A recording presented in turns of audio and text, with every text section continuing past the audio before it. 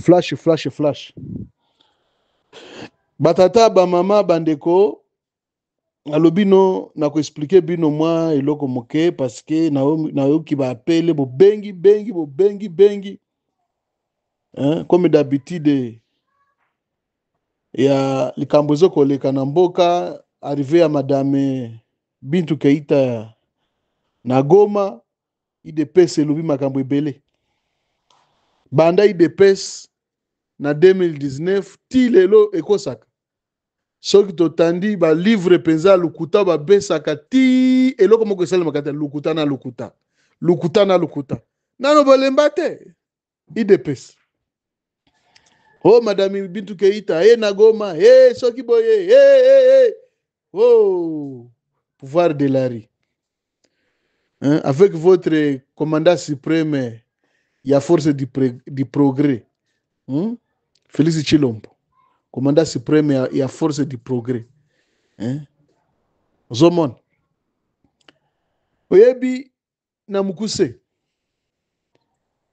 Na ko expliquer na mukuse. Bana kini boyeba nani mutu azo kabula mboka, nani mutu azo insécuriser mboka. Eza Félix Tshilombo Antoine. Félix Tshilombo Antoine ndenge aparashita na pouvoir, ndenge na uta koluba banda kala tia okomata chef d'avenue. Ndenge na loba banda kala Félix Tshilombo atika kufutela ta ndako ya dollar te. Félix Tshilombo azaki Mario kuna na poto ipai ya mwasi na ye o ser na biso na koloba kombo te. Parce que makambo itali ete. Sere yango pe aobatela zoba oyo ti lelo baonyokola bandeko na ye sere yango azaka wana mbumbu neti azomona te. Omoni basi so babali penza ata bumi bandeko na ye avandi nye kaka azokomona. Bon, na continue. Sikoyo. Félix Tshilombo Antoine mwana ya mama Marthe.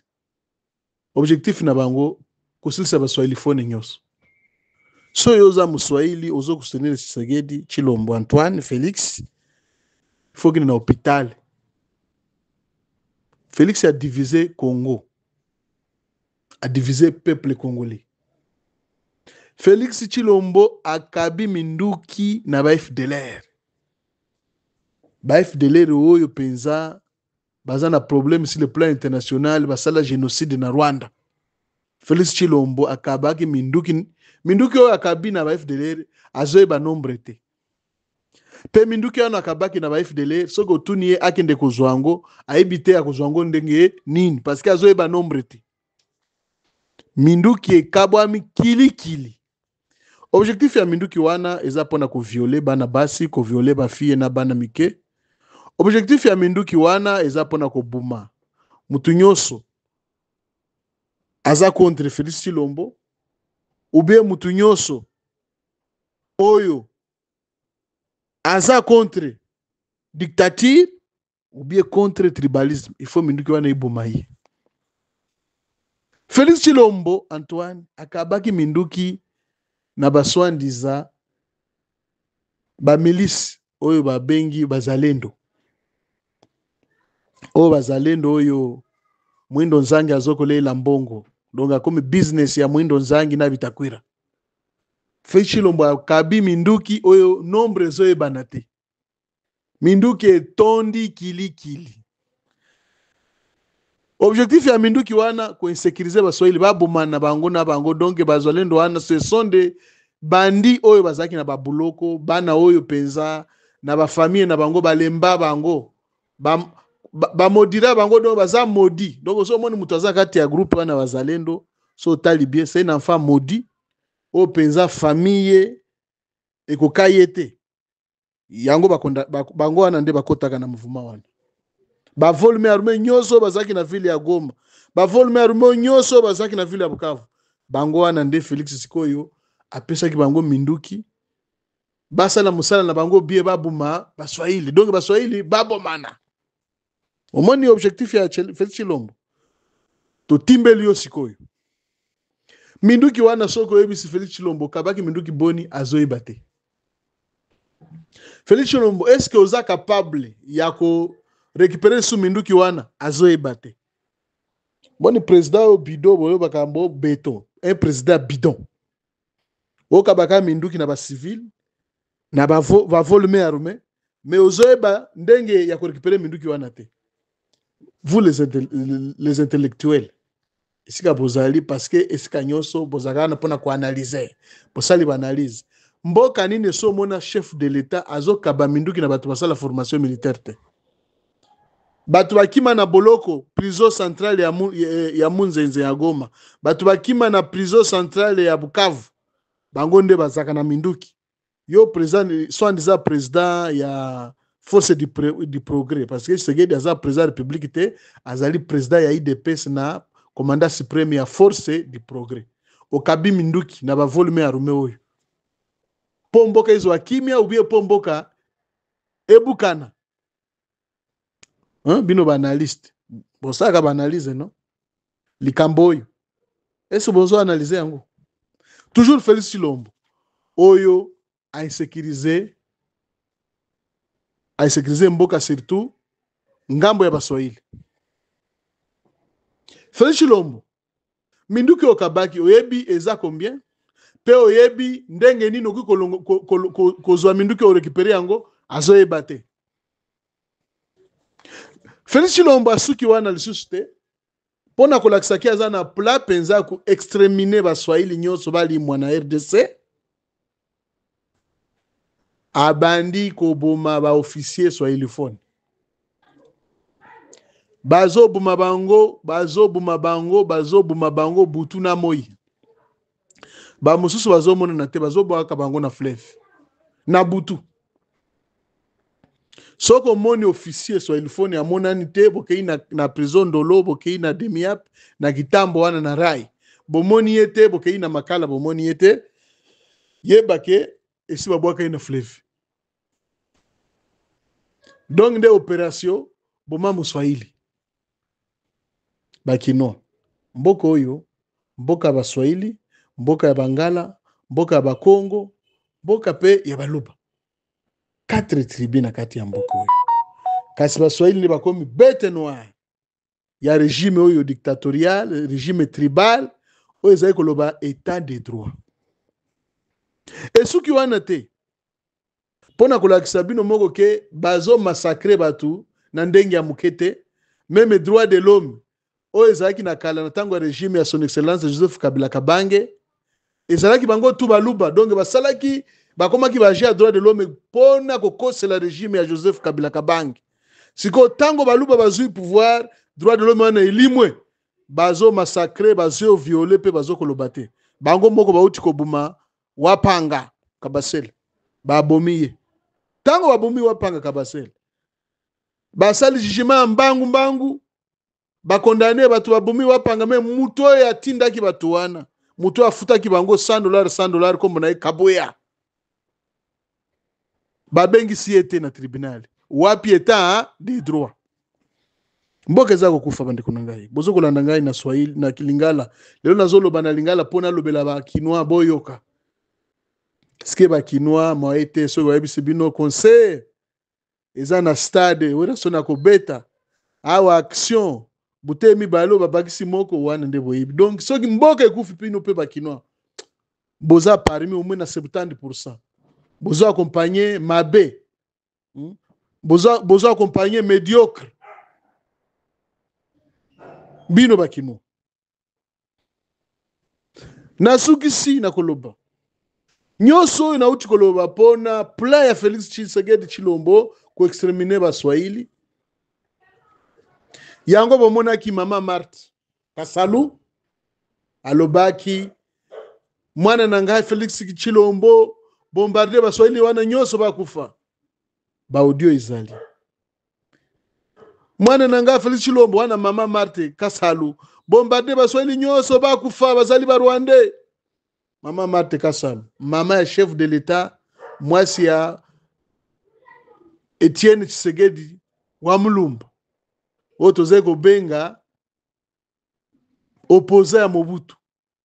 Mama zaki pembeni na ye, yoka siko maturité ya mama, oyo penza zaki banda kala wana mobali na ye aza opposé ya Mobutu nzoka na mutu na ye bazaka contre toujours baswahili. Mais eloko moko bandeko na biso boyeba pla oyo bosali ata bozo kokosa bozo ko désorienté bakinois baza bambumbu te baza dipe te boéchoué lukuta etondi na 99,9%. Bozo boma droit de l'homme ezate baactiviste nyonso ya droit de l'homme bazaki bato ya IDPS balimwa depuis bokota pouvoir. Yango bozo komona mutu lokola Jean-Pierre Bemba Gombo ye kutu azaka na pla pe ya renverser Félix Tshilombo. Mena sikoyo ye pe bandi koloba buzoba oyo ezanga tina makambo wana ba nationalité oyo bobamba Fayulu allié na bino ki akomi Keita Ndiaye sénégalais lelo abaluki akomi congolais, donc peuple congolais c'est mesana IDPS bopesa kaka ba nationalité ndenge bolingi. Makambo wana c'est le cas en 2006 lelo toza 2025 ils ont un impact te. Distraction na distraction révolution article 64 ils ont bino ma esi ekoti bino na zolo si eleki kingo déjà o nyonso bozolo ba o bitu Keita tozali awa eloko moko ezate Félix Tshilombo selo ye akani soki akabi minere na biso na Amérique pour 15 ans ye akanisi na 15 ans wana kotikala ka président ya République Mobutu ekosimba te. Article 64 eza ya constitution ya mboka na biso ezali pona ba révolutionnaire mboka moko te na monde oyo ekoki kopekisa ba révolutionnaire ba revendiquer droit na bango ba longola dictature ou bien ba stopper tribalisme. Mboka moko ekoki ko stopper bango te. Bo longola biloba loba wana tozali awa pe lobi tokotunana ba promesse oyo ba pesa bino Allemagne d'Afrique bokolia 4 fois par jour bakosomba ba combien d'avions soki avion combien soki 40 soki 50 lelo mboka ezangi avion mais bazoyeba ba millions na ba milliards bazoko sakaka yango wana oh soki bozoti adiamba na matembele ezobebisa bino mutu bomela boli yango malembe faut ebake les swahiliphones bazaka distrait. Les swahiliphones ce sont des fonceurs. Ba swahiliphones ba mayele. Ba swahiliphones ce sont des patriotes balingi mboka. Ba swahiliphones baza na amour.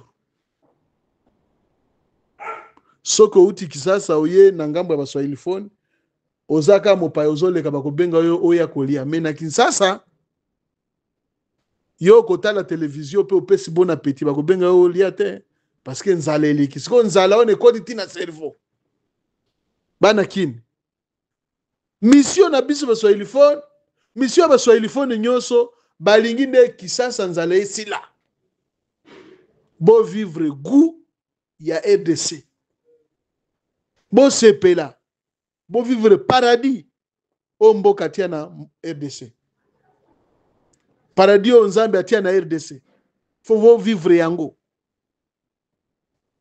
kasi tribalisme dictature oyo ekangami na ba papa mi baleso misato wana mutu lokola Jean-Pierre Bemba Gombo Équateur na bango kuna mawatro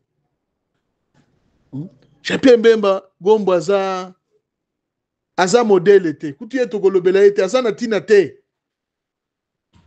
mutu alia bato misuni alia ba pigme ekota ye na cerveau donc na mboka oyo tolingi koyoka su kombo wana te étudiant ozoyoka ngai donc yo pe maele na yo mboka oyo eza nango besoin makambo ya kolanda ba Jean-Pierre Bemba makambo ya kolanda o famille Tshisekedi Yo pe famille na yo eza famille nzambe akela na RDC, il faut pe famille na yo yebana. Il faut yo kombo na yo pe yo étudier yebana. Tata na yo atangisi yo na pasi po ozwa licence ozwa grade. Il faut yo pe oyebana. Il faut mayele o eza na mutu na yo pe mboka e bénéficier na yango. Ma o eza sungonga kolanda bato wana te. Oh famille Tshisekedi, oh famille Mbemba, Jano Mbemba, tolingi makambo wana susu te. Oza mopepi ya sika. Bana kini. Boyoki ngai biloko wana IDPS eza koloba, eza biloko ezangiti tina. Révolution zo continue. Madame Bintou Keïta ayepona likambo etali pe. Azo tala ndenge nini pe ekozonga parce que Félix Tshisekedi Tshilombo a insécurisé mboka. Akabi minduki na ba milice. Ba mai kutu na ba minere. Mwindo nzangi faut que de ce pays yobi takwira ozoke il faut que de ce pays. Ba pesi minduki na bana ya 12 ans, bana 13 ans, bana ya 10 ans na bana ya 9 ans. Ba recruter bango ba pesa ki bango minduki. Bitakwira. Mwindo nzangi. Félix Tshilombo. To kangabino. Ce pays. Merci beaucoup. Wabino Tumaini Biamungweli, coordonnateur ya mouvement article 64 MA 64. Révolution article 64 viva. Zambe apambola bino ba révolutionnaire nyoso isika bozali. Zambe pe ayo kabino nyoso bolandi message oyo bokaba parce que on de vérité. Sozo luka vérité zo angwao. Soko lingi susu vérité mosusu yoka pero loara. So li susu lingi vérité mosusu yoka pasteur Joël Konde. Soko lingi yoka susu vérité mosusu yoka kuswanika. Soko lingi yoka vérité yoka mama Bibi Kapinga. Soko lingi yo sepela sikoyo oyoki wakancha. Zoland baza ebele donge moyen na tanga bakombo ezate na PSP mbote na Selezino patriote Selezino pe na Zolanda e penza kuna kitoko makasi hein Selezino na bosa ni susu patriote mususu azana Suède azana Suède c'est un prophète bosa ni kombo na ye analyste munene penza wana za analyste d'état na bolanda bango. Merci. Zambia pambola bino. Vraiment leo changement iko mzuri sana jo ku niveau ya construction kujenga. Leo humu watu wanajenga bila wasi. Unayua mu periode ya Kilombo. Trakasiri kuwa ya yulu sana iliacha watu wanavicha pesa wanaacha kujenga. Leo kabisa ukaverifie mgine utaona nyumba watu wanajenga bila wasi. Kwani gouvernement yetu ya AFC M23 inaautorize watu wajenge bila tatizo na njo développement na njo maendeleo ya nchi. Les habitants du territoire de Lubero vaquent paisiblement leurs activités. Le constat a été fait ce jeudi 12 juin 2025 par les reporters de la cellule de communication du gouvernorat qui sont dans la suite du gouverneur du Nord Kivu. La population de cette partie de la province témoigne que depuis la libération d'une partie du territoire de Lubero, le calme est revenu contrairement à l'époque des FARDC qui pillaient la population en complicité avec leurs alliés Wazalendo. Cette maman de la cité de Kaina s'exprime. FARDC walikuwa na baka mama sana meleo hakuna kabisa. Shida yenye iko kwa wakaaji population ya Kaina banalia tu sana kufungula barabara, shukrize na kwa ya mingi. Kufungula barabara ya Butembo. Analomba M23 ifike Butembo kisha bali. Situation ya monnaie iko. Biko naongola bunga iko bei chini sana. Tunakosa kama tupeleke wapi. Saki ya bunga ni 28000 francs. Na kilo ya nyama inakuwa 20000 francs. Gouvernement angetusaidia sana. M23 ifike hata Butembo bei na sisi tuanje pata franc. Même réaction pour la population de la commune de Kirumba, qui est contente de la paix restaurée par l'AFC M23. Cet habitant invite ceux qui s'étaient déplacés suite aux hostilités de revenir au Bercail. Message nyende ziambia beba shaka kimbia warudie. Mutu hakimbili yake fasi kwenye muti iko naangukia, unakimbili yake fasi kwenye muti iko natokea, ili takuimisha kwa protection yako. Shukule fasi kunaweza endea muti inaweza kuangukia. Mimi nasema wenye washatoka mwingine warudi Kirumba iko standby na iko bie bila tatizo kwa. Tuko nasinzia tunatosha hata nguo bila wasi. Plusieurs habitants du territoire de Lubero demandent au gouverneur Bahati Musanga Erasto, qui séjourne dans cette entité, d'ouvrir les routes de desserte agricole qui restent un handicap pour le développement socio-économique de la contrée.